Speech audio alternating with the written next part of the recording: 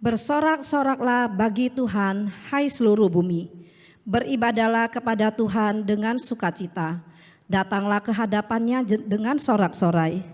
Ketahuilah bahwa Tuhanlah Allah, Dialah yang menjadikan kita dan punya Dialah kita, umatnya dan kawanan domba gembalaannya. Masuklah melalui pintu gerbang dengan nyanyian syukur, ke dalam pelatarannya dengan puji-pujian. Bersyukurlah kepadanya dan pujilah namanya. Sebab Tuhan itu baik, kasih setianya untuk selama-lamanya, dan kesetiaannya tetap turun-temurun.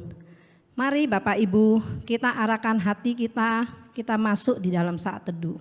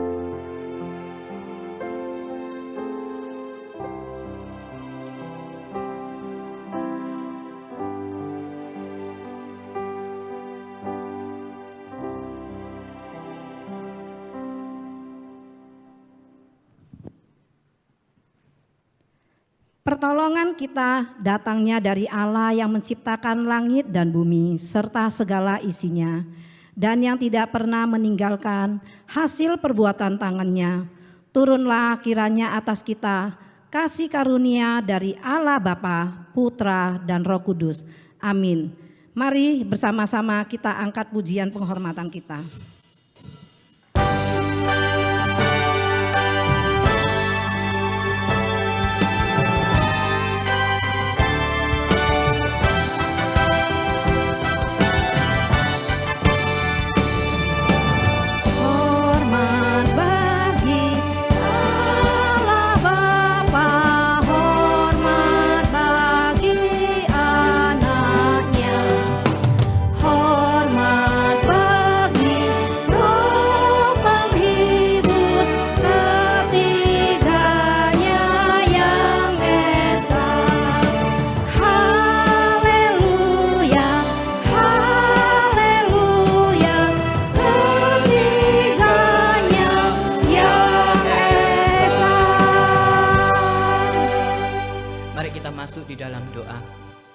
Bapa di dalam kerajaan surga, sungguh kami mengucap syukur untuk penyertaan pemeliharaan Tuhan di dalam setiap kehidupan kami.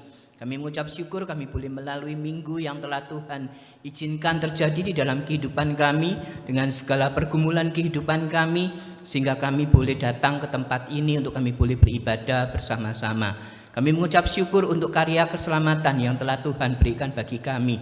Kami mengucap syukur untuk kami boleh mengenal Engkau sebagai Allah, Juru Selamat kami secara pribadi. Kami mengucap syukur untuk begitu banyak pemeliharaan yang telah Tuhan nyatakan di dalam kehidupan kami.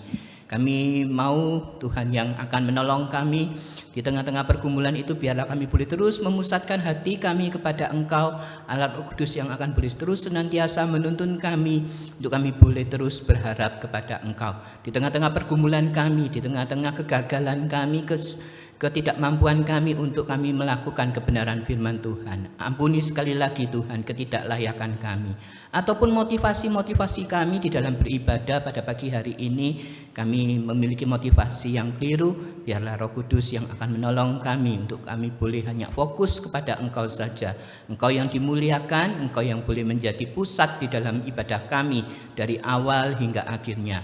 Kembali kami mau menyerahkan Tuhan untuk ibadah kami ke dalam tangan-Mu. Terpujilah Engkau, di dalam nama Tuhan Yesus Kristus kami berdoa dan mengucap syukur. Amin.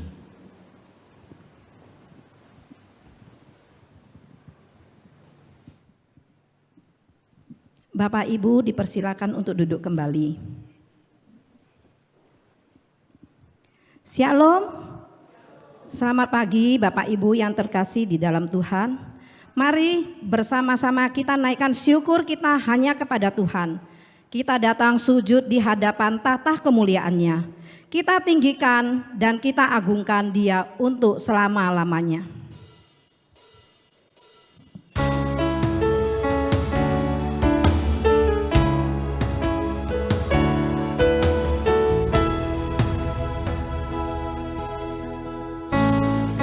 Syukur padamu Yesus, ku sembah sujud kepadamu Tuhan, di hadapan tahta kemuliaan-Mu, ku tinggikan, ku agungkan selamanya. Naikkan syukur padamu Yesus, ku sembah sujud kepadamu Tuhan, di hadapan tahta kemuliaan-Mu, ku tinggikan, ku agungkan selamanya. Segala puji syukur bagimu,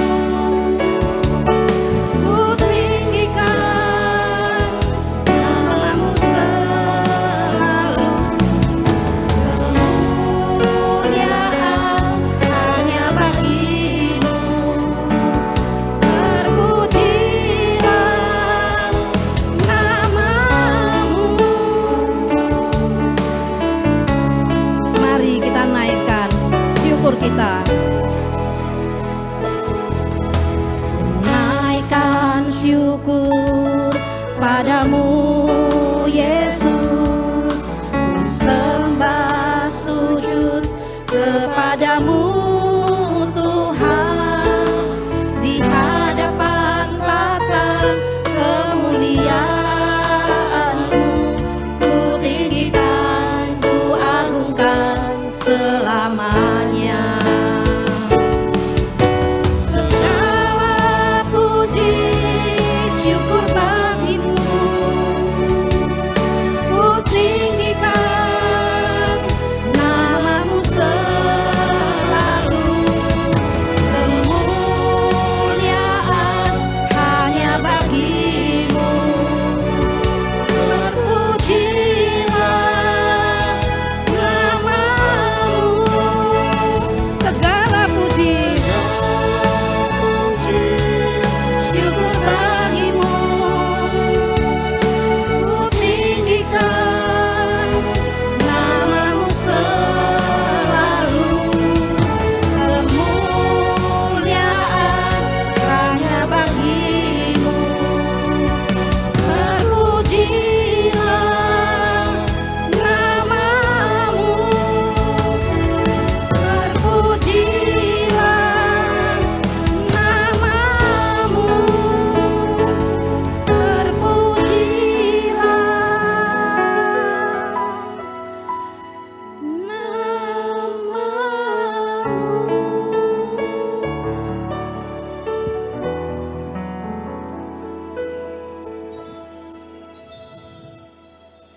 Hanya Dialah Tuhan yang layak terima segala pujian, hormat, dan kemuliaan.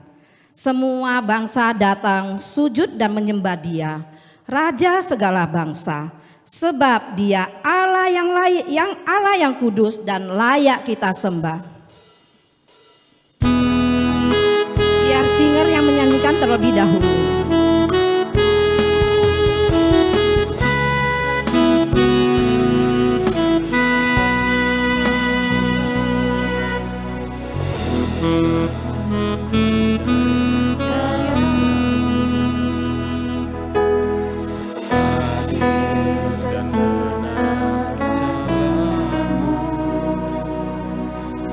Raja segala bangsa yang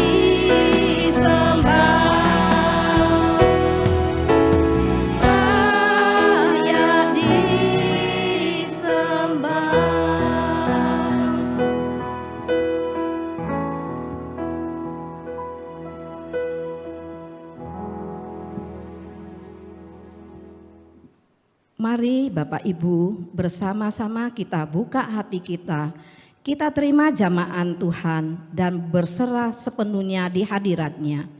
Lagu ini akan menghantar kita untuk menyambut firman yang akan disampaikan oleh hambanya penginjil Tan Hwasan.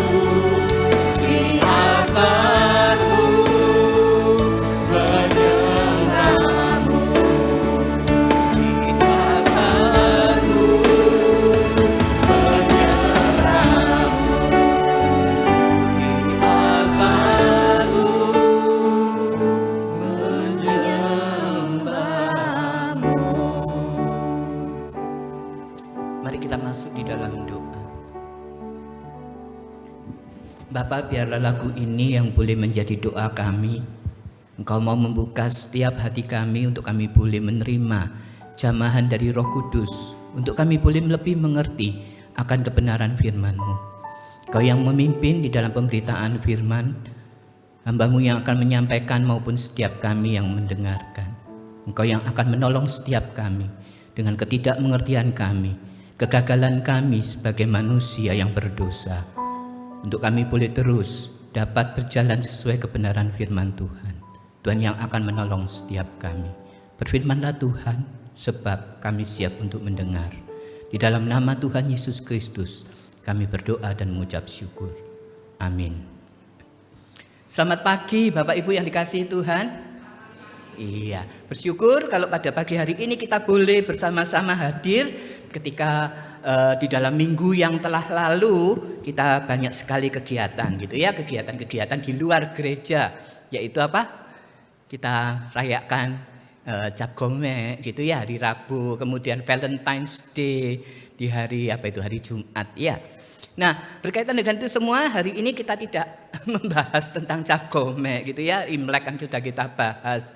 Kemudian Valentine's Day juga kita tidak bahas itu, tetapi kita diajak bersama di dalam kalender gereja kita di dalam melanjutkan untuk eksposisi dari Injil Lukas gitu ya.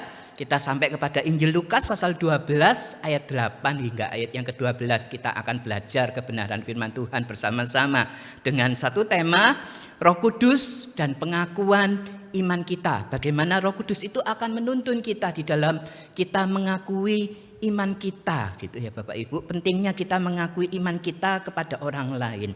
Nah, mari kita baca secara bertanggapan Lukas pasal 12 ayat 8 hingga ayat yang ke-12. Saya akan baca di dalam terjemahan baru Alkitab yang terjemahan yang kedua gitu ya. Jadi mungkin ada beberapa bagian yang tidak sama. Ayat 8 saya, kemudian ayat 9 dan seterusnya sampai ayat 12 kita akan baca secara bergantian. Lukas 12 ayat 8 berbunyi demikian. Aku berkata kepadamu, setiap orang yang mengakui aku di depan manusia, Anak Manusia juga akan mengakui dia di depan malaikat-malaikat Allah. Namun orang yang menyangkal aku di depan manusia akan disangkal di depan malaikat-malaikat Allah. Setiap orang yang mengatakan sesuatu melawan Anak Manusia, ia akan diampuni. Namun siapa saja yang menghujat Roh Kudus, ia tidak akan diampuni. Apabila orang menghadapkan kamu kepada majelis di rumah-rumah ibadat atau kepada pemerintah dan penguasa, janganlah kamu mengikuti, bagaimanapun harus membela diri dan apa yang harus kamu katakan.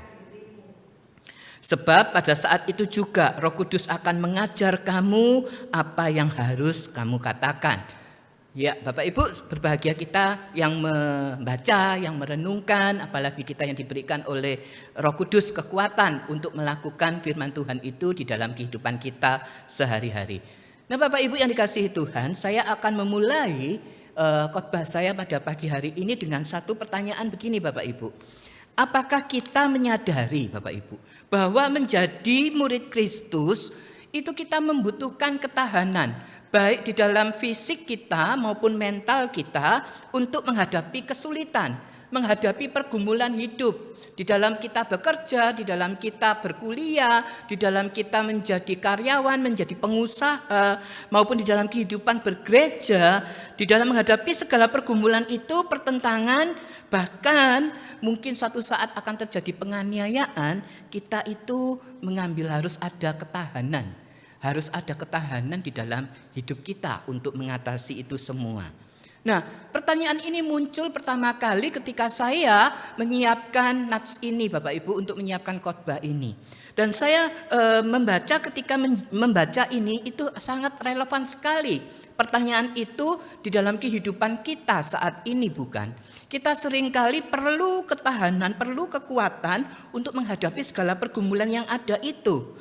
Dan kemudian akhirnya meskipun saya mengatakan bahwa saya ini hamba Tuhan, maupun kita ini yang aktivis gereja, pengurus gereja, juga kadang itu memikirkan gitu ya, berkaca kemudian saya merefleksikan diri, kalau begitu di dalam ketahanan saya ini, kalau begitu sedalam apa diri saya, diri kita ini semua di dalam iman akan Kristus, ketika kita bertahan di dalam segala pergumulan hidup yang Tuhan izinkan terjadi di dalam hidup kita, Bapak Ibu.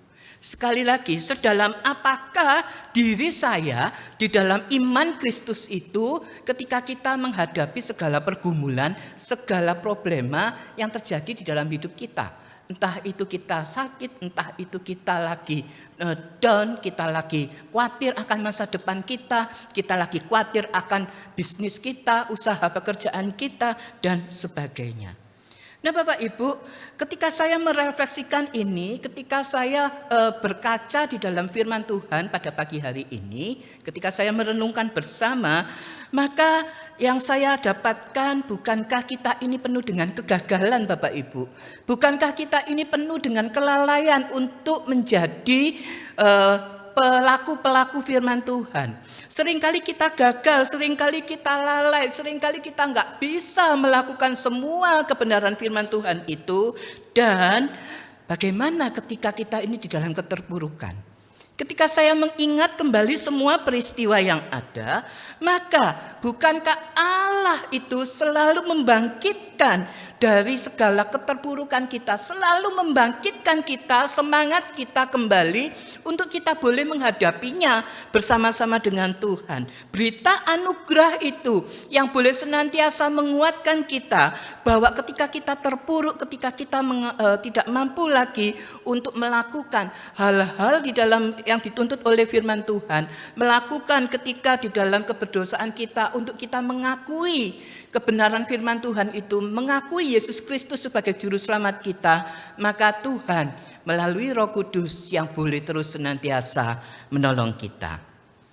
Nah Bapak Ibu, di dalam beberapa bagian minggu terakhir ini, di dalam bagian-bagian kita mengeksposisi Injil Lukas, kita melihat bahwa Yesus itu memberi kecaman keras terhadap orang Farisi dan ahli-ahli Taurat. Atas apa Bapak Ibu? Atas kemunafikan. Bagaimana orang-orang Farisi itu dan ahli-ahli Taurat dan para murid, ada sebagian yang mengatakan sesuatu hal dengan mulut bibir mereka, tetapi di satu hal lain mereka melakukan hal yang lain di dalam kehidupan mereka. Enggak sinkron, enggak seimbang antara apa yang dikatakan dengan yang dilakukan. Bahkan mungkin mereka mengakui satu hal dengan mulut mereka, namun hati mereka tidak mempercayai tentang hal itu. Seringkali bukankah kita juga begitu Bapak Ibu? Dari hati kita ini kadang bagaimana, kemudian keluar dari mulut kita itu berlainan. Kemudian sampai kepada tindakan kita itu juga berlainan. Enggak sinkron, ada keterputusan, ada hal yang senjang gitu ya, antara hati, mulut, kemudian tindakan itu Bapak Ibu. Lalu Yesus melanjutkan dengan mengatakan bahwa hubungan antara perkataan dan hati itu benar-benar akan disingkapkan oleh Yesus. Kemunafikan kita, kepura-puraan kita itu akan disingkapkan Bapak Ibu di ayat-ayat yang kita baca ini. Pada kapan? Pada zaman akhir, pada waktu penghakiman terakhir. Namun kita mengucap syukur Bapak Ibu bahwa Tuhan itu boleh selalu senantiasa menolong kita.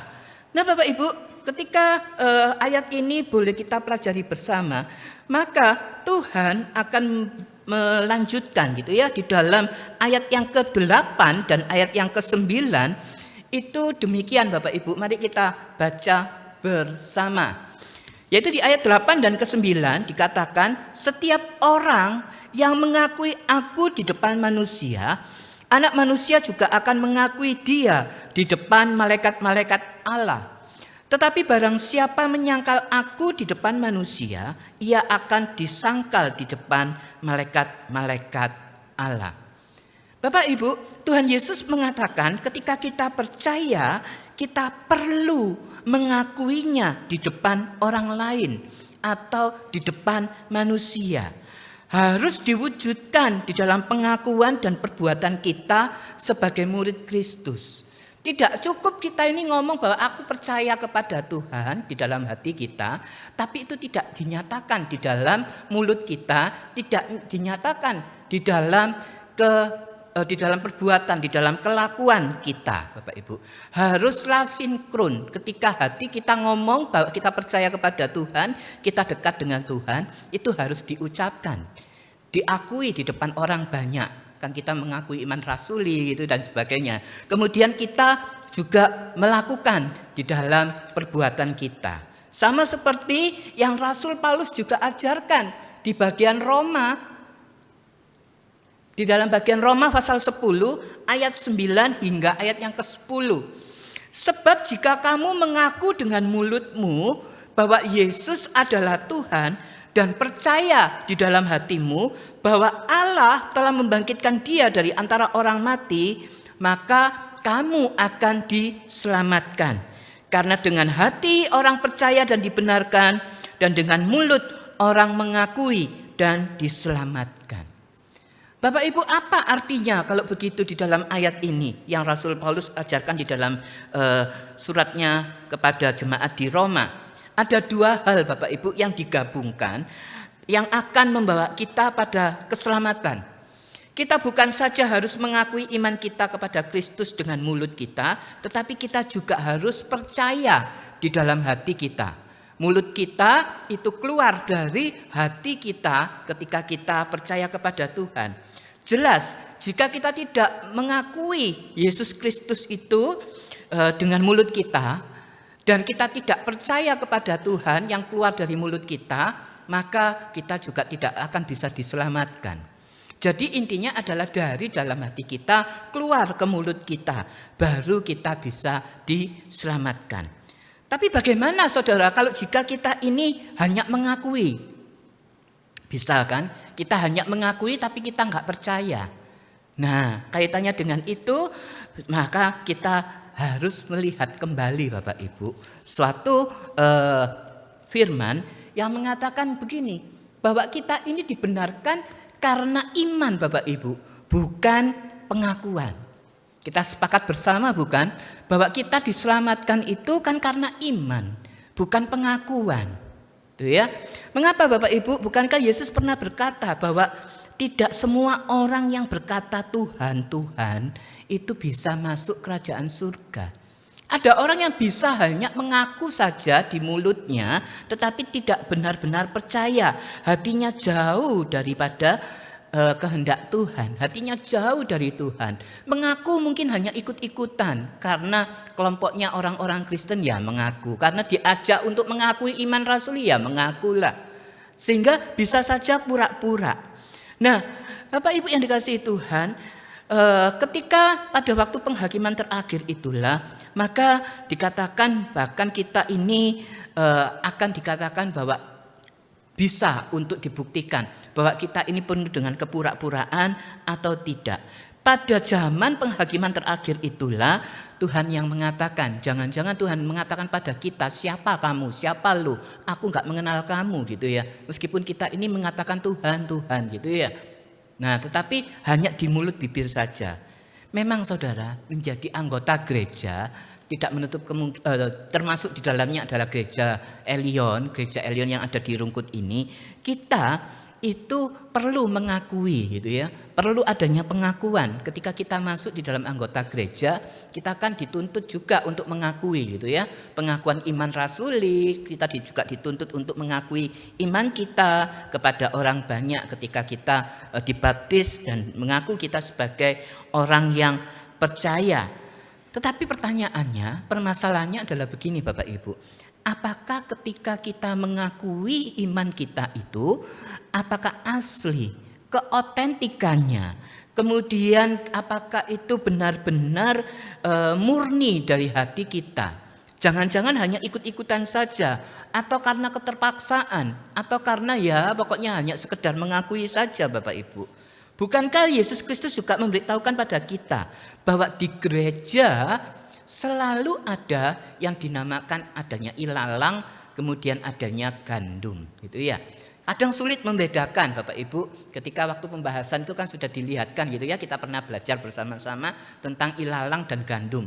Sangat-sangat hampir sama, tetapi kalau kita benar-benar perhatikan maka akan kelihatan gitu ya. Sama-sama bertumbuh. Ada orang yang juga sama-sama dengan kita saat ini mungkin bertumbuh menjadi aktivis, tetapi ternyata pada waktu penghakiman terakhir disingkapkan bahwa itulah yang gak asli, bahwa kita ini ilalang bukan gandum.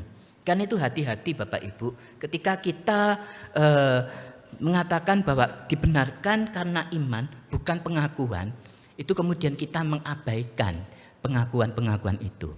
Dan ketika kita mengatakan bahwa gereja memang harus mengakui gitu ya, kemudian kita hanya ikut-ikutan saja untuk mengakui.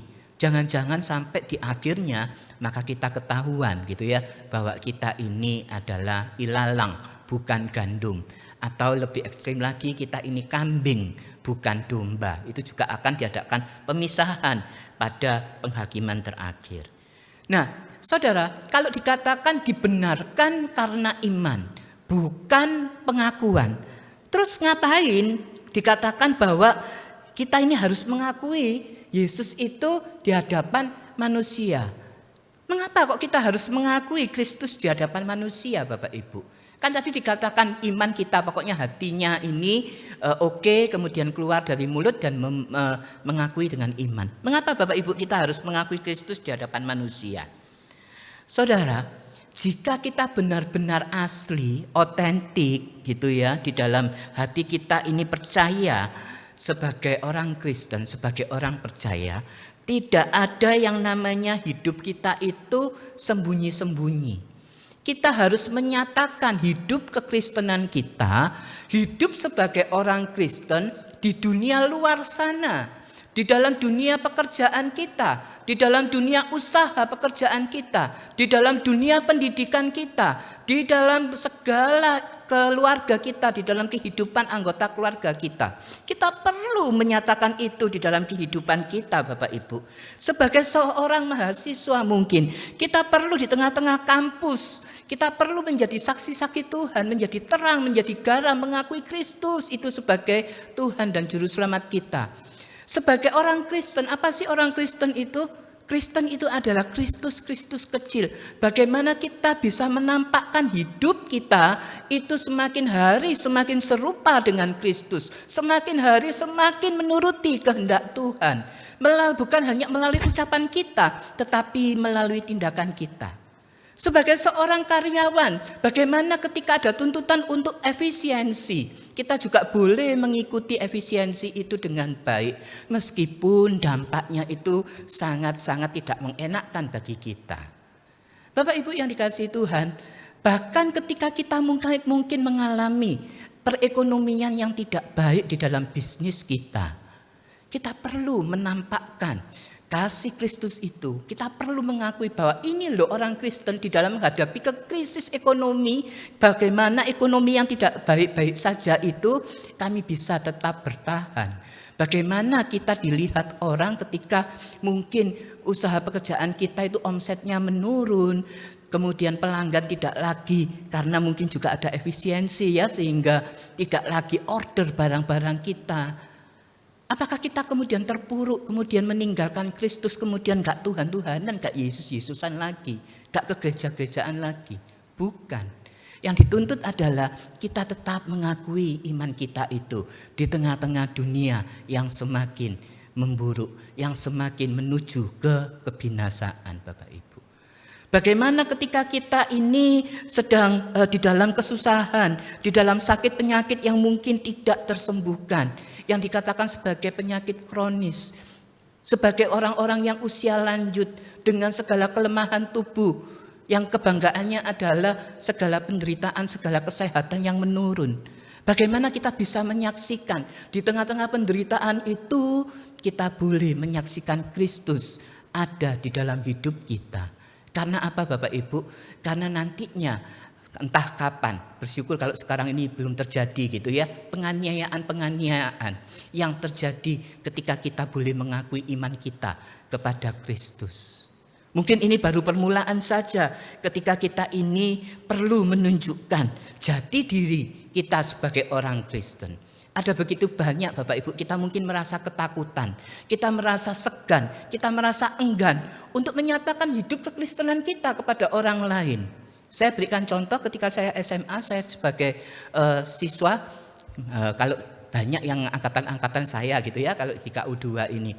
Nah, waktu itu ada A1, A2 dan A3 gitu ya. Saya ngambil yang A2 yaitu biologi. Kalau sekarang kan ya IPA, IPS gitu tok ya. Nah, dulu IPA dibagi menjadi 2, fisika dan biologi. Saya ngambil A2. Nah, di dalam satu proyeknya untuk kami field trip bersama yaitu ke Baluran, daerah Banyuwangi sana. Nah, Taman Nasional Baluran itu untuk kami observasi kehidupan populasi dan komunitas, baik itu di savana, di pantai dan sebagainya. Kemudian kami melakukan perjalanan gitu ya. Ketika kami melakukan perjalanan, sampailah kami di rest area di Pasir Putih. Biasanya kan kita begitu ya, istirahat dulu di Pasir Putih itu. Nah, rombongan saya karena A2 itu cowoknya cuma sedikit, cuma 4. Nah, dengan saya cuma 5 gitu ya. Maka memisahkan diri kami gitu ya. Nah, di saat itulah Bapak Ibu, ada begitu banyak teman-teman yang lainnya yang 4 orang itu mengajak saya untuk apa Bapak Ibu? Ayo kita rokokan yuk. Aku bawa nih satu bungkus rokok gitu ya. Kalau kamu nggak merokok, kamu nggak maco. Merokok itu menunjukkan kejantanan gitu ya. Harus merokok. Ayo merokok kalau begitu. Mungkin kalau saya berpikir saya takut untuk dikucilkan, saya takut dikatakan kamu banci, kamu nggak maco dan sebagainya, gitu ya. Pada zaman itu kan begitu Bapak Ibu. Mungkin saya juga akan mengikut-ikutan untuk merokok dan sebagainya. Tetapi saya berani berkata tidak, gitu ya. Enggak, aku nggak mau untuk merokok dan tidak menuruti mereka. Itu contoh yang sangat sederhana Bapak Ibu. Bagaimana di tengah-tengah kehidupan kita sekarang ini ada begitu banyak himpitan, hadangan, tantangan yang terus akan kita hadapi. Jangan ngomong hanya sebagai pengusaha tantangannya banyak, sebagai ibu rumah tangga mungkin, sebagai nenek-nenek, sebagai opa, sebagai oma mungkin ada begitu banyak tantangan. Mungkin kita ini merasa perlu untuk menyatakan itu, menyatakan Kristus itu di tengah-tengah kehidupan kita. Entah kita mungkin waktu mendidik cucu kita, mendampingi cucu kita, entah itu mungkin kita belajar, waktu kita belanja mungkin di pasar dan sebagainya. Tunjukkan itu Bapak Ibu, perilaku, tindakan, mengakui Yesus Kristus itu sebagai juru selamat kita. Nah Bapak Ibu, seringkali kita ini kesusahan, kita ini seringkali merasa sulit ketika dihadapkan oleh apa Bapak Ibu? Dihadapkan kepada budaya. Loh, semuanya ngerokok kok, ngapain kamu nggak merokok? Ayolah Kak Papa, merokok aja kalau begitu. Kalau semuanya korupsi loh, kan nggak apa-apa, ayo korupsi bersama-sama. Semuanya nyontek misalkan di dalam dunia pendidikan mahasiswa, ayo nyontek bersama. Kita mungkin dihadapkan begitu. Semuanya kalau begitu kita gak bayar pajak kok misalkan. Ya yuk kita gak bayar pajak kalau begitu. Nah Bapak Ibu, hal-hal demikianlah itu ketika kita ngomong tentang budaya, tentang tradisi. Termasuk di dalamnya mungkin ketika kita mengadakan Imlek, mengadakan Cap Gome. Pak Sulaiman sudah menjelaskan dengan gamblang bagaimana apa itu yang menjadi tradisi, apa yang enggak, apa yang boleh kita ikuti dan apa yang tidak. Sehingga kita juga berani menjadi saksi-saksi Tuhan dimanapun Tuhan tempatkan kita berada. Di keluarga besar kita mungkin ada orang yang enggak percaya, jangan kemudian ikut-ikutan. Valentine's Day itu kan juga menjadi pro dan kontra gitu ya. Bagaimana kita menyikapi sebagai orang Kristen menyikapi tentang Valentine's Day gitu ya. Kita boleh untuk melakukannya tetapi tidak di dalam konotasi Valentine's Day yang disalahgunakan, yang disalah mengerti. Bapak Ibu, ada begitu banyak yang kita ini perlu mengakui Tuhan Yesus di tengah-tengah kehidupan kita melalui tutur kata kita, melalui tindakan kita. Perlu mengakui Kristus di hadapan manusia. Sehingga ketika di penghakiman terakhir itu kita boleh mendapatkan suatu ilustrasi begini. Kalau saya boleh mengilustrasikan yang di ayat ke-8 Bapak Ibu. Di ayat ke-8 itu mungkin Yesus gitu ya, ketika kita sudah meninggal kemudian pada waktu itu di penghakiman terakhir Yesus akan membawa kita di hadapan Bapa gitu ya. Terus mengatakan kepada Bapa, Bapa ini loh anak kita, murid kita yang benar-benar setia, yang benar-benar di tengah-tengah himpitan, di tengah-tengah tantangan, di tengah-tengah penganiayaan di dunia, dia tetap setia mengikut Tuhan, tetap menjadi saksi-saksi Kristus. Di tengah-tengah sakit yang diderita, dia bisa menyaksikan kemuliaan kita di tengah-tengah dunia ini. Ini loh murid kita, ini loh anak kita yang mau kita ajak masuk di dalam kerajaan surga. Itu bukan yang kita harapkan selama ini di dalam dunia. Jangan-jangan kemudian harapan kita itu akan menjadi harapan yang kosong ketika di hadapan penghakiman terakhir itu di ayat 9 Tuhan kemudian mengatakan, melihat kita dengan jijik, dengan muak, kemudian mengatakan, bukan dia Bapa. Dia adalah orang yang hanya mengaku di mulutnya saja, tetapi hatinya jauh daripada kita. Dia adalah orang yang senantiasa melakukan hal-hal yang buruk, hal-hal yang tidak mengakui, penuh dengan kemunafikan. Bukan dia, enyahkan dia.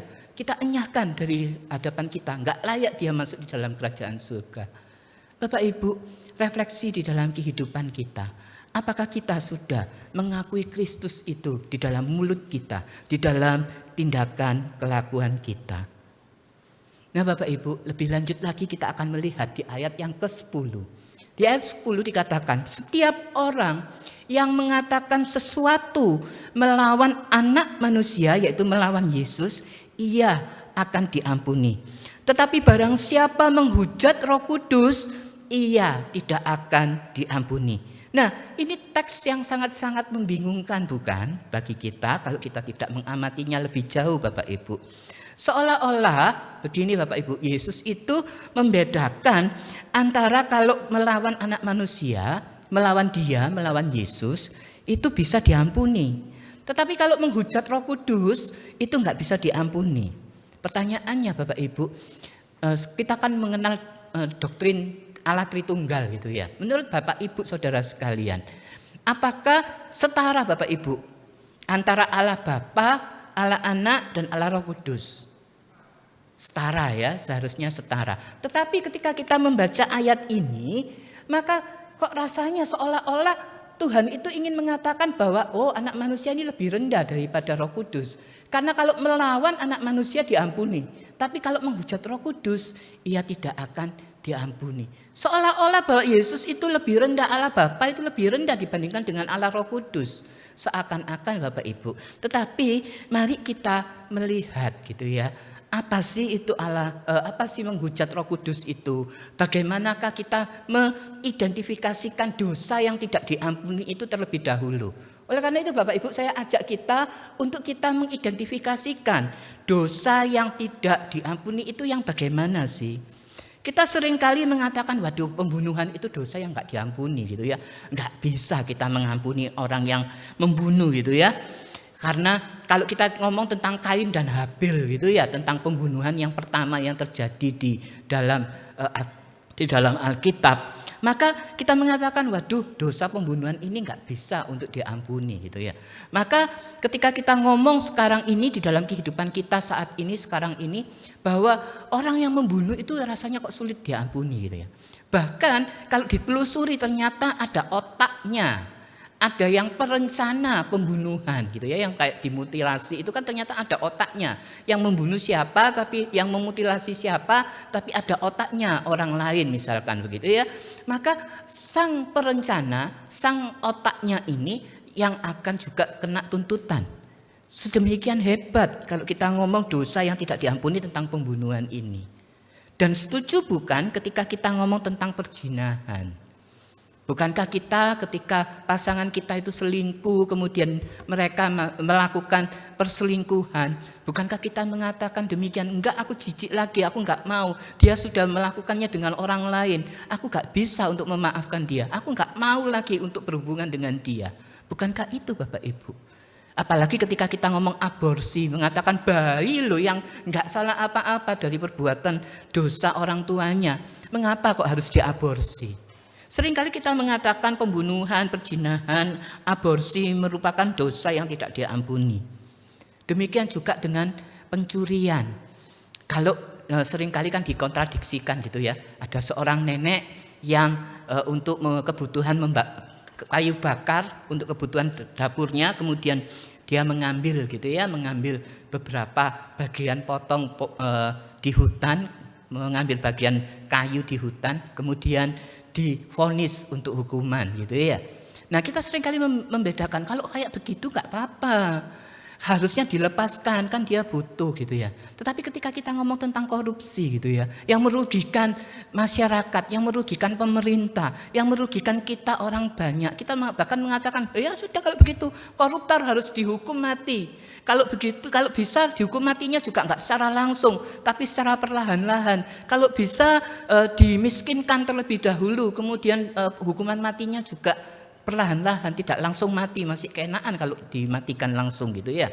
Bapak Ibu, seringkali kita mengatakan pembunuhan, perzinahan, aborsi, korupsi dan sebagainya, itu seringkali kita ngomong dosa yang tidak terampuni. Tetapi permisi tanya, bagaimana dengan menghujat Roh Kudus? Kita seringkali mengabaikan atau tidak, atau bahkan jarang berbicara tentang menghujat Roh Kudus ini. Bersyukur Bapak Ibu kalau kita hari ini juga membahasnya tentang menghujat Roh Kudus ini. Bagaimana kalau mengidentifikasikan dosa yang tidak diampuni dengan kata menghujat Roh Kudus ini? Ternyata Bapak Ibu, menghujat Roh Kudus itu adalah menolak kasih karunia Allah. Seberapapun besar dosa kita, seberat apapun dosa kita, maka Allah itu akan benar-benar mengampuni. Kasih karunia Allah itu benar-benar tidak terbatas untuk mengampuni dosa-dosa yang kita identifikasikan tadi. Sekali lagi, seberat apapun, sebesar apapun dosa yang telah kita lakukan, kasih karunia Tuhan itu tidak akan terbatas. Kasih Allah, kasih karunia Allah itu tidak terbatas Bapak Ibu. Ada lagunya gitu ya. Tak terbatas kasih-Mu, sungguh ku bersyukur, gitu kan? Nah, Bapak Ibu, ketika Allah sanggup mengampuni kita, bahkan Allah mengampuni kita, ketika kita ini masih di dalam dosa kita, Allah itu sudah mengampuni. Tetapi bagaimana ketika Roh Kudus ini yang memberitahukan kepada kita kasih karunia itu dari Allah yang memberitahukan kepada kita, kemudian kita ini menolaknya. Kita ini menolak terus apa yang dikatakan, apa yang dibisikkan oleh Roh Kudus di dalam hati kita untuk menerima Yesus Kristus sebagai juru selamat kita. Yang gak ada jalan lain, ya pasti tidak akan bisa diampuni. Lawang ditawarkan, lawang kita ini terus didengungkan untuk kita boleh menerima kasih karunia itu, tetapi kita menolak, ya jelas tidak bisa diampuni Bapak Ibu. Kita bandingkan dengan Petrus. Petrus itu menyangkal Yesus sudah 3 kali gitu ya, tidak mengakui Yesus. Enggak, aku enggak tahu, enggak kenal siapa dia ketika waktu penyaliban Yesus, ketika saat di persidangan itu. Tetapi bagaimana Bapak Ibu? Petrus diampuni bukan? Karena Petrus terus mau untuk menerima Kristus sebagai juru selamatnya, tidak menolak kasih karunia itu. Demikian juga Paulus, nggak kalah jahatnya Paulus itu dengan kita, gitu ya. Bahkan mungkin lebih jahat Paulus, dia membunuh begitu banyak pengikut Kristus. Tetapi ketika dia bertobat, ketika dia menerima kasih karunia Allah itu, Paulus kemudian diampuni. Paulus kemudian dikatakan bahkan sebagai pengikut Kristus untuk boleh menjadi rasul memberitakan Injil Tuhan. Nah, bagaimana di dalam kehidupan kita Bapak Ibu? Yang seharusnya adalah kita menerima, namun kita menolaknya. Ya, ketika kita menolak Roh Kudus, itulah yang dinamakan menghujat Roh Kudus. Tidak ada jalan lain kecuali kita menuju ke kebinasaan. Ketika kasih karunia itu kita tolak, maka kebinasaan itulah yang boleh kita dapatkan. Lebih lanjut lagi Bapak Ibu di ayat yang ke-11 dan 12. Apabila orang menghadapkan kamu kepada majelis-majelis atau kepada pemerintah-pemerintah dan penguasa-penguasa, janganlah kamu khawatir bagaimana dan apa yang harus kamu katakan untuk membela dirimu. Sebab pada saat itu juga Roh Kudus akan mengajar kamu apa yang harus kamu katakan. Nah Bapak Ibu, ketika kita menjadi murid Kristus, ada kalanya kita berada di situasi yang sulit. Ada kalanya kita berada di situasi yang mahal untuk mengakui iman kita. Tapi sekarang ini yang terjadi adalah kita kan masih belum sampai kepada penganiayaan itu gitu ya. Ya, kita bersyukur kalau di Indonesia masih belum terjadi itu. Tetapi kalau kita lihat di dalam sepanjang sejarah gereja, di sepanjang kisah-kisah tentang murid Yesus dan para rasul, itu kan penuh dengan penganiayaan. Mereka harus untuk mengakui ketika dihadapkan kepada penguasa-penguasa, kepada kepada para pemerintah, maka mereka harus mempertanggungjawabkan iman mereka. Nah, di tengah-tengah situasi demikian Bapak Ibu, jangan khawatir. Di ayat 11 dan 12 itu dikatakan janganlah kamu khawatir bagaimana kamu untuk membela dirimu. Tetapi dikatakan bahwa Roh Kudus itu yang akan mengajar kamu, mengajar kita semua apa yang harus kita katakan. Bapak Ibu, di minggu yang lalu ada 2 kedukaan gitu ya, yang saya hadiri gitu ya dalam 1 minggu. Dan yang satu di Adijasa, yang satu di Grand Heaven gitu ya. Nah Bapak Ibu, seringkali ketika kita di rumah duka itu kan dikatakan, waduh jangan banyak ngomong gitu ya. Kita seringkali kalau mengatakan di rumah duka itu kalau bisa gak usah banyak ngomong gitu ya. Yang perlu kehadiran kita gitu ya. Kita khawatir kadang kalau kita ngomong salah ngomong gitu ya. Gak apa-apa lah, sekarang dia sudah tenang gitu ya. Di surga misalkan kita ngomong, nanti bisa disalahpahami gitu ya. Gak apa-apa lah, gak usah khawatir gitu ya. Ya kamu gitu ya. Kalau kamu coba yang merasakan suamimu yang meninggal atau anakmu yang meninggal, bagaimana? Nah seringkali kan kita khawatir untuk ngomong gitu ya. Tetapi yang perlu kita adakan adalah bagaimana kita datang, kita merangkul, menangis bersama, kemudian kita menunjukkan simpati kita. Enggak perlu banyak kata Bapak Ibu. Demikian juga lah janji Allah Roh Kudus itu. Dikatakan jangan khawatir ketika kamu tidak bisa ngomong, kamu nanti keliru terus ngomongnya gitu ya. Roh Kudus yang akan mengajarkan pada kita. Kalau itu sampai terjadi di dalam kehidupan kita, mumpung masa kini, sekarang ini belum sampai kejadian begitu Bapak Ibu. Kita terus mau berlatih. Di dalam segala pergumulan hidup kita ini loh. Kan bukan sampai dianiaya atau kita bukan sampai diperhadapkan kepada pengadilan akan iman kita kepada Yesus Kristus. Tetapi di dalam pergumulan hidupmu ini loh sekarang. Ayo kita nyatakan iman kita kepada orang-orang di sekitar kita. Paling ya kita cuma agak disingkirkan, dikatakan sok rohani. Paling kita akan dikatakan, waduh imanmu kok kayak begini ya, kok rasanya kamu ini sok suci banget. Paling hanya itu Bapak Ibu. Tetapi kemungkinan juga ketika kita ngomong, ketika kita menyatakan kebenaran firman itu, maka orang lain pun juga bisa melihat kita sebagai anak-anak Tuhan. Inilah sebagai potret diri sebagai orang-orang Kristen, sebagai Kristus-Kristus kecil yang terus boleh menyaksikan Tuhan di tengah-tengah kehidupan kita Bapak Ibu. Bapak Ibu yang dikasihi Tuhan, mumpung semuanya itu belum terjadi, mari kita melakukan kebenaran firman Tuhan ini di dalam kehidupan kita hari lepas hari di tengah-tengah pergumulan. Saya enggak mengerti pergumulan apa yang sedang dialami Bapak Ibu. Mungkin itu pergumulan yaitu tadi, misalkan di dalam usaha pekerjaan, pergumulan di dalam mendidik anak, membantu untuk mengurus cucu lah, kemudian di dalam kita mungkin mencari memperbaiki perekonomian yang tidak baik pada saat ini dan sebagainya. Karena apa Bapak Ibu? Dunia yang telah jatuh dalam dosa dan kuasa-kuasa jahat yang bekerja di dalamnya itu memang enggak menyukai kebenaran Kristus Bapak Ibu. Dan tuntutan-tuntutan yang diberikan kepada kita. Maka marilah kita memberitakan, menjadi saksi kebenaran itu. Kita menyukai kebenaran Tuhan. Kita menyukai apa yang menjadi tuntutan Tuhan di dalam kehidupan kita. Namun seringkali kita ini kemudian melegalkan. Dalam arti menjadi legalisme gitu ya di dalam kehidupan kita. Seringkali kita ngomong, ya aku mau untuk mengikuti kebenaran firman Tuhan. Contoh, misalkan aku mau mengikuti ibadah dengan baik. Aku mau bersaat teduh dengan baik. Tetapi seringkali kita melegalismekan itu. Artinya begini Bapak Ibu.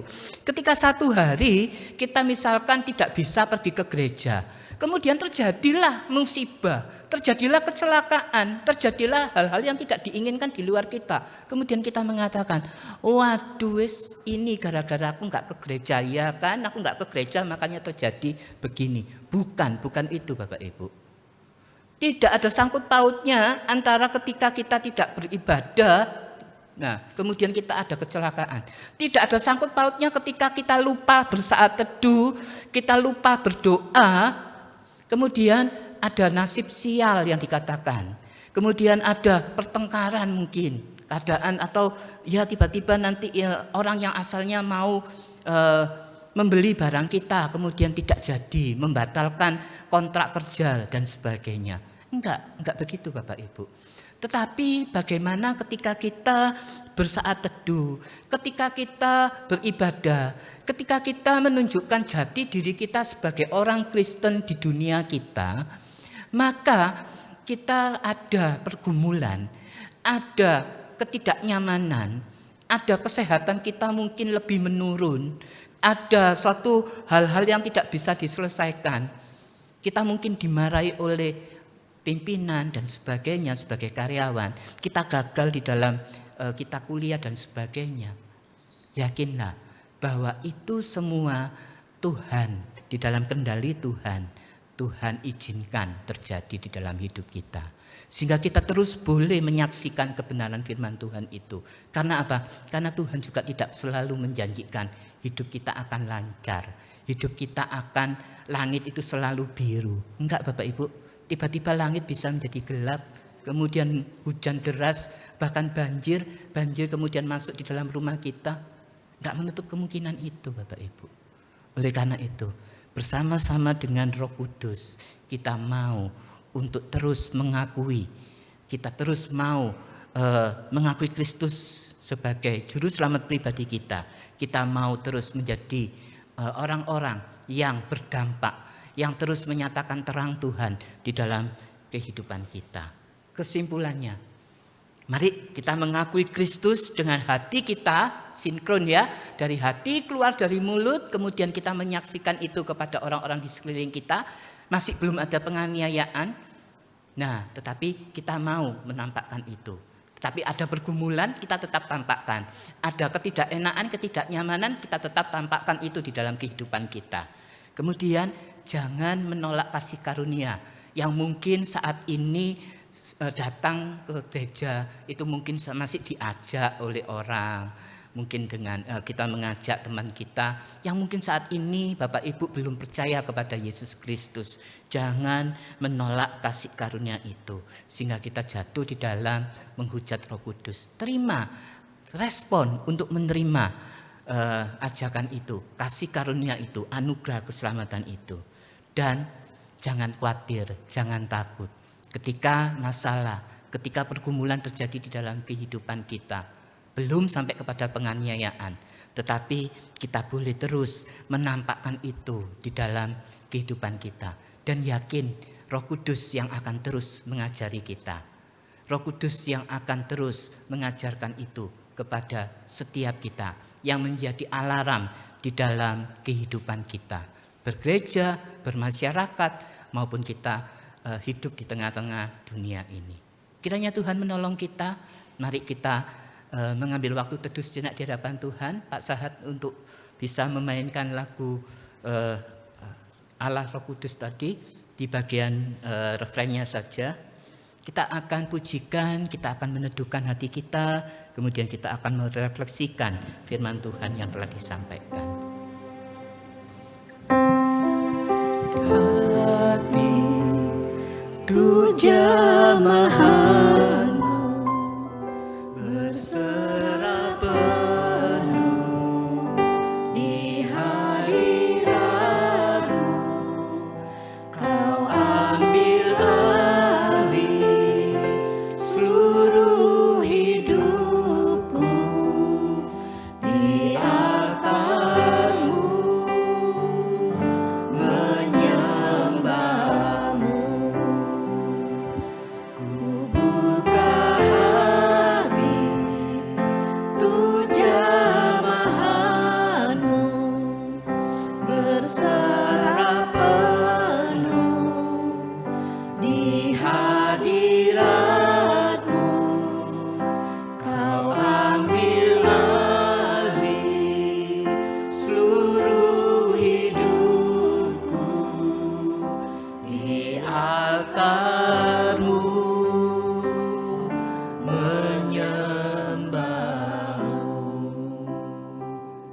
Bapak Ibu, sementara musik masih akan terus dimainkan, mari kita meneduhkan hati kita.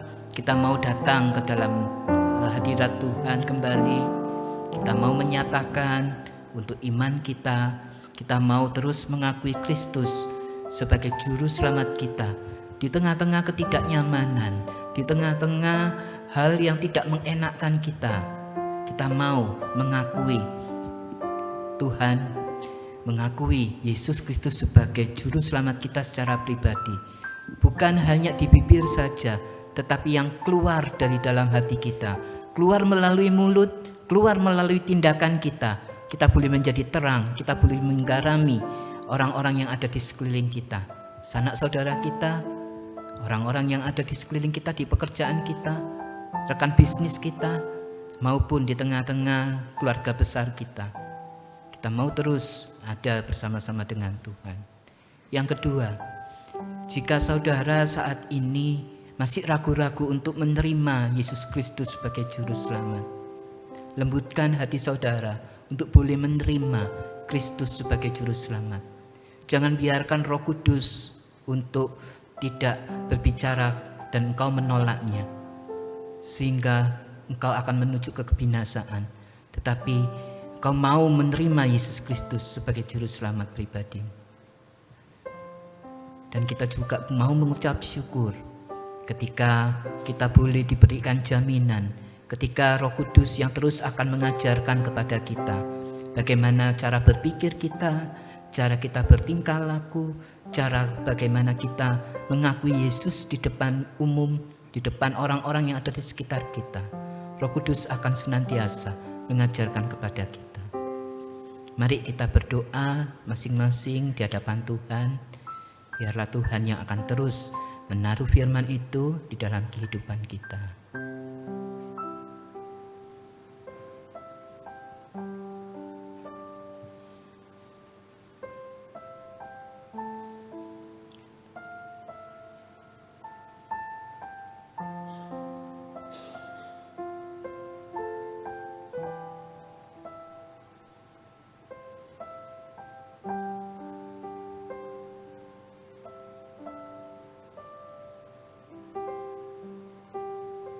Minta dengan kasih Pak Soleman untuk menutup kita di dalam doa.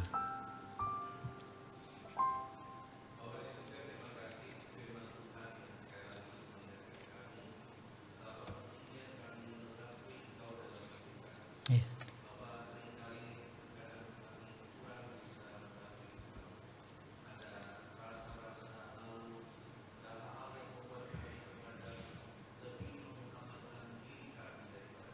Ya.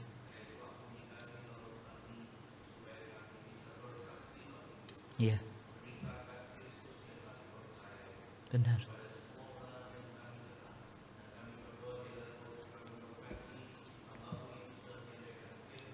Iya.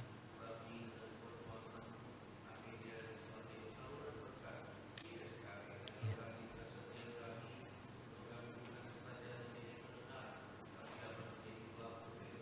Tolong. Amin. Terima kasih untuk Pak Soleman. Mari kita bangkit berdiri, kita akan melanjutkan untuk kita boleh bersama-sama berdoa syafaat Bapak Ibu. Mari kita pertama-tama berdoa untuk kemajuan dari Elion Rungkut secara keseluruhan. Kita doakan agar kerjasama antara hamba Tuhan yang ada, untuk Pak Soleman, untuk Kak Nesin juga, untuk boleh bersama-sama dengan para pengurus, boleh terus mengembangkan Elion Rungkut ini menjadi saksi Tuhan di kota Surabaya, khususnya di bagian selatan ini. Mari kita membuka suara, kita berdoa untuk kemajuan perkembangan dari Elion Rungkut. Bapa di surga, kami mengucap syukur Tuhan boleh menempatkan kami di Elion Rungkut ini. Biarlah kami boleh terus bertumbuh melalui gereja Elion Rungkut ini. Tuhan yang akan terus menolong kami, biarlah kami boleh mengalami pertumbuhan bersama-sama dengan orang percaya lainnya. Jadikan kami memiliki kerinduan untuk membawa jiwa-jiwa yang baru dan bersama-sama dengan jemaat yang lain. Tuhan, Kau juga yang akan menolong kesehatian di antara para pengurus, juga para hamba Tuhan, menyerahkan untuk Pak Soleman, untuk Kak Nesin juga ke dalam tangan Tuhan. Berkati mereka berdua sehingga mereka juga boleh memiliki kesanggupan untuk membimbing, mengarahkan, mengembalakan domba-domba yang ada di tempat ini. Kami mau menyerahkan juga Tuhan untuk segala pergumulan yang ada di gereja kami, Tuhan, yang akan terus menolong kami di tengah-tengah pergumulan itu. Kami semakin boleh dikuatkan, kami boleh semakin diteguhkan untuk boleh menjadi saksi Tuhan. Kami mau menyerahkan kembali ya Bapa gereja kami ke dalam tangan-Mu, di dalam nama Tuhan Yesus Kristus kami berdoa. Yang terakhir, mari kita berdoa bagi segala pergumulan yang terjadi di tengah-tengah jemaat. Mungkin kita akan berdoa untuk segala pergumulan kesehatan, pergumulan di dalam perekonomian yang tidak baik-baik saja saat ini. Kita berdoa bagi yang lemah tubuh dan sebagainya. Bapak Ibu bisa membuka suara, menyebutkan nama-nama mereka, dan kita juga akan berdoa bersama-sama pada saat ini. Mari kita membuka suara, kita berdoa.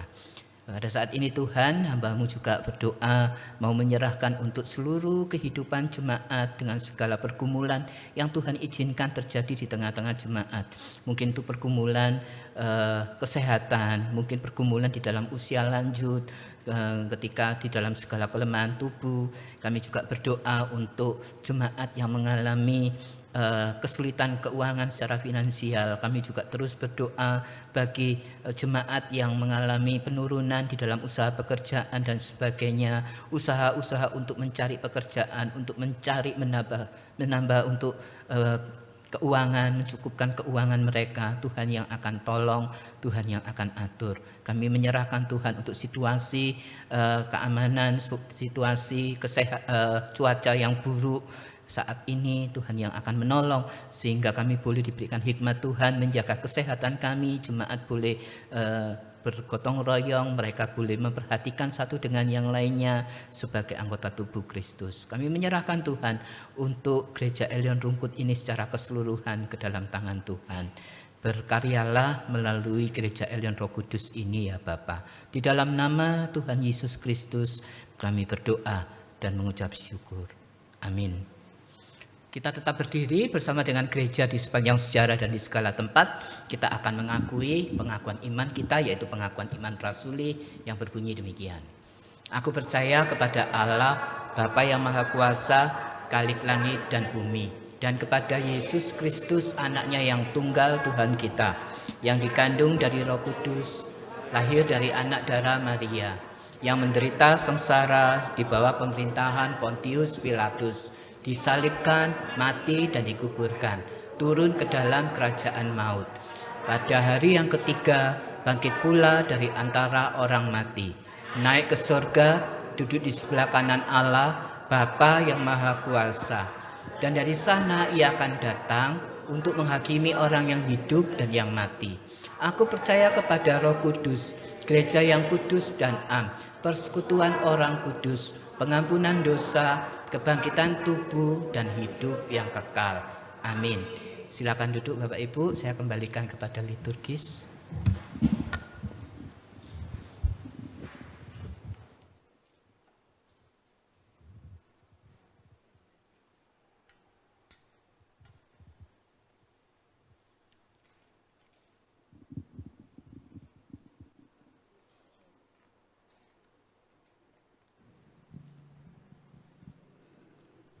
Saatnya kita akan memberikan persembahan sebagai ucapan syukur atas apa yang sudah Tuhan berikan kepada setiap kita. Untuk minggu ini, kantong persembahan ada 2, kantong hitam untuk operasional gereja, kantong merah untuk persembahan misi. Mari bersama-sama kita memberikan yang terbaik untuk mendukung pekerjaan Tuhan. Untuk petugas persembahan bisa segera maju ke depan. Mengikut Yesus keputusanku, mengikut Yesus keputusanku, mengikut Yesus keputusanku, ku tak ingkar, ku tak ingkar.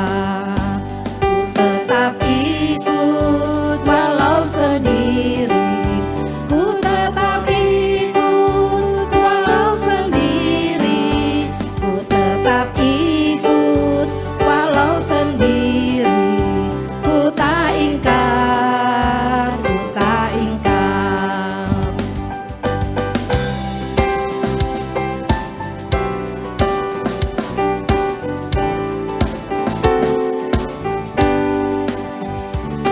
salib di depan, duniaku tinggal. Salib di depan, duniaku tinggal. Salib di depan, duniaku tinggal.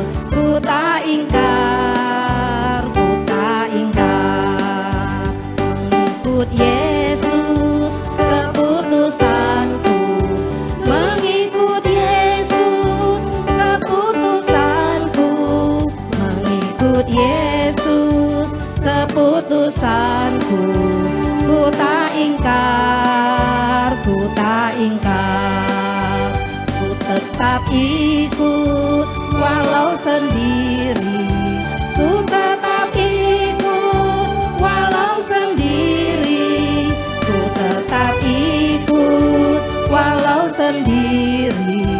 Ku tak ingkar, ku tak ingkar. Mari Bapak Ibu sama-sama bangkit berdiri.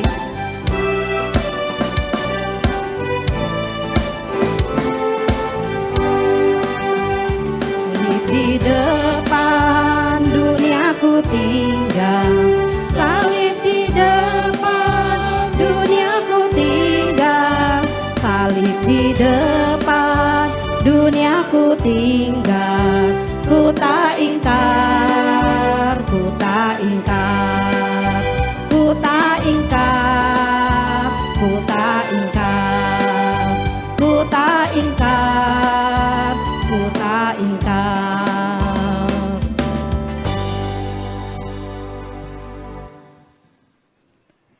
Kami datang ke hadirat-Mu Tuhan. Terima kasih atas berkat yang sudah Engkau berikan kepada kami setiap hari, setiap baru Tuhan.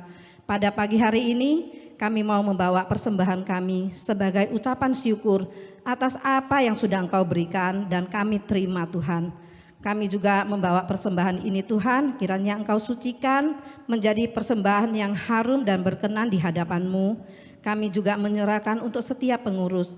Berilah mereka hikmat agar mereka bisa mengelolanya dengan bijaksana dan sesuai dengan apa yang Tuhan kehendaki. Terima kasih Bapa, hanya di dalam nama Putra-Mu yang tunggal Yesus Kristus kami berdoa dan mengucap syukur. Amin.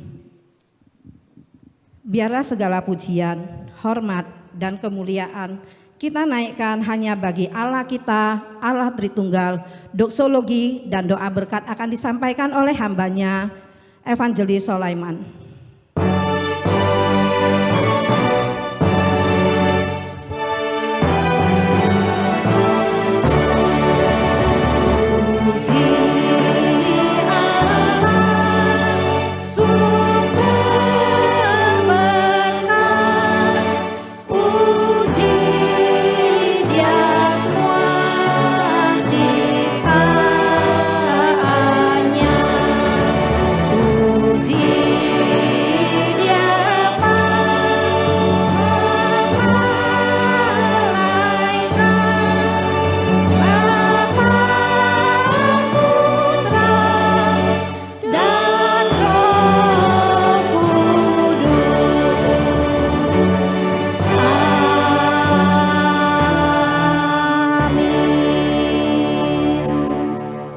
Jemaat yang dikasihi oleh Tuhan, engkau telah mendengar firman Tuhan.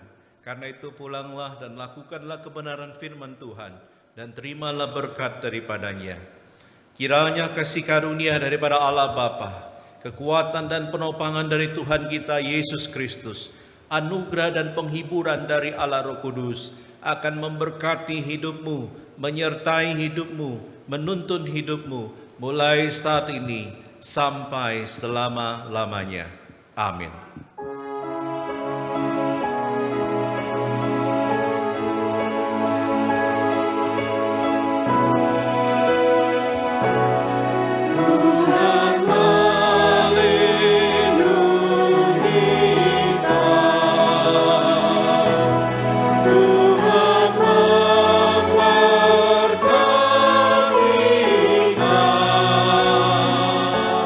Kiranya